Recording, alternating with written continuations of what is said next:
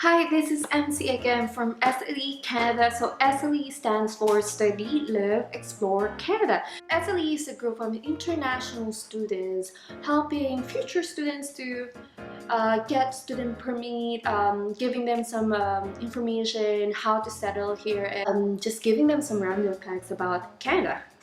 So just to give you some of my background, so I studied in Nova Scotia Community College. I studied for 2 years, and after graduation, my partner and I, we drove across the country and we decided to settle here on Vancouver Island. So I'm currently working here now. So today we're gonna talk about what are the things that you have to prepare once you're here in Canada. Let's get started. So first thing you have to prepare is your social insurance number. That's your SIN number. So you're required to have this if you're going to work for an employer here in Canada. So it's required by law. So I think they use this for your tax purposes. If you need more information about getting your SIN number, I have the link in my channel in this video, so maybe you can double check that. But in my experience, you can apply through mail or in person. So I would suggest go to Service Canada in person and bring your student permit, passport, and some additional identification documents with you. So it's just gonna take like 30 minutes. It's not very complicated, and just make sure that your student permit allows you to work here in Canada. Like, make sure that it has a comment where it says may accept employment. If not, you might have to amend your permit, so you might have to contact IRCIC to amend your document.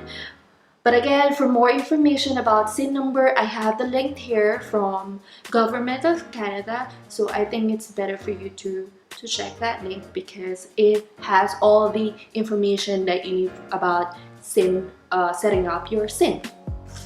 Number 2 that you have to set up is your SIM card. So for your SIM card, it varies. You have a lot of options. You have TELUS, Bell, Koodo, Lucky Mobile, a lot. So it depends. They have different packages that suits different needs. So if you think that you need to be connected to internet 24/7, then you might need to have a data plan. So of course, if you have a data plan, you need to pay more. So the usual rate will be around I think $30 to $90, depending how big your data plan is.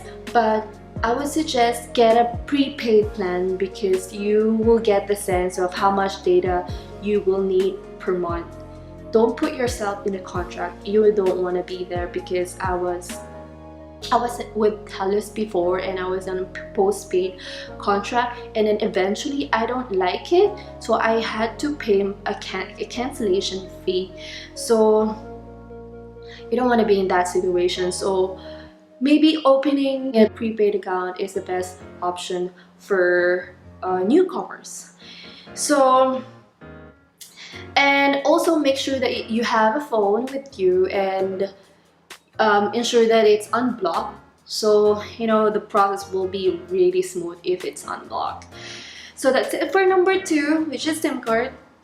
Number 3 is your bank account. So for bank account, you have tons of options too, but I think the best one for students is Scotiabank. I was with RBC before, but I think Scotiabank, when I transferred to Scotiabank, they're more student friendly. So here in Canada, most residents are paying a monthly fee for an account, depending which type of account you're going to open. But for students, they have this special account where you don't have to pay for a monthly fee. So it's gonna be free up until your graduation, I believe. With Scotiabank, they have account for student, and you can also open a credit card where you can earn rewards and stuff, so which is really great. So for documents that you have to prepare, just bring your passport, bring your student permit and your SIN number, and there's no harm of bringing additional documents with you, just to make sure that you have everything with you. And also visit them in person.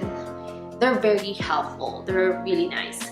So that's it for bank account. Number 4 will be your apartment. So I know some people, they have like connections, so they have family or friends that they can stay with for certain days. But for me, if you're gonna stay here in Canada longer than a year or 2 years, then might as well look for an apartment. So you can double check kijiji.com or Facebook Marketplace. They're very helpful. It's a great platform to start with. But when we moved here in British Columbia, when we moved here, they're using Craigslist and Kijiji. So you just have to be aware which type of platform they're using, because you know, nowadays it's just very confusing. But across Canada, they're using Facebook Market as their advertisement tool. So in some big cities like Toronto, when we were there, some landlords are very strict. I remember they asked us for some financial proofs like payslip, employment certificate. What else? They also asked us to provide our CRS score, and they even asked us to have a 6 month post-dated check. They're crazy, but I think that's very normal. When you're in a big city, there are more demands, and they're very careful when choosing for a tenant. Number 5 that you have to prepare will be your driver's license and provincial ID. So for driver's license, you just have to go to provincial office and bring your passport, student permit, driver's license from your home country, and a driving abstract. So once you're in that office, they will they will ask you to fill up an application form, and once you're done with that, you can take the written exam right away. So before taking the exam, make sure that you are prepared, that you already reviewed some of driving resources. Like, you should be aware about the driving rules and regulations in the province that you're applying for, and mostly about rules and regulations and some road signs. So you just have to be aware of that. And after you pass the written exam, sometimes you can take the road test right away. It depends if you have the driving experience. If not, then you might have to wait up to sometimes 9 months to take the road test.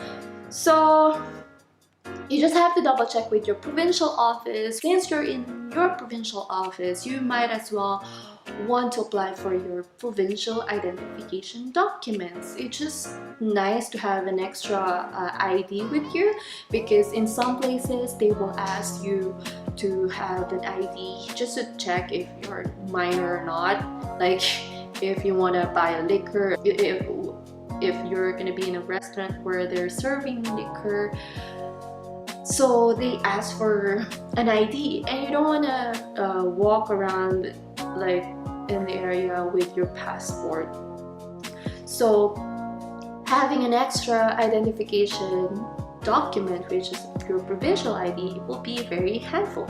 So the last thing that you have to be aware is, I would suggest connect and relax before you start your school. So connecting with communities is helpful for individuals that wanted to get a job, because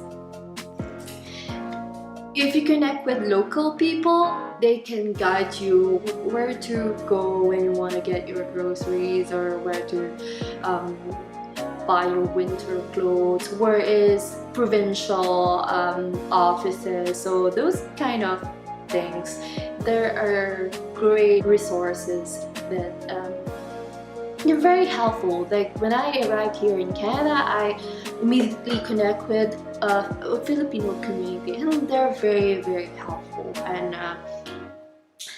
And also I got my first part-time job from that community as well. So if you connect with people, it will open more doors for job opportunities. So, and lastly, before you start your school, just explore the area, look for the bus routes.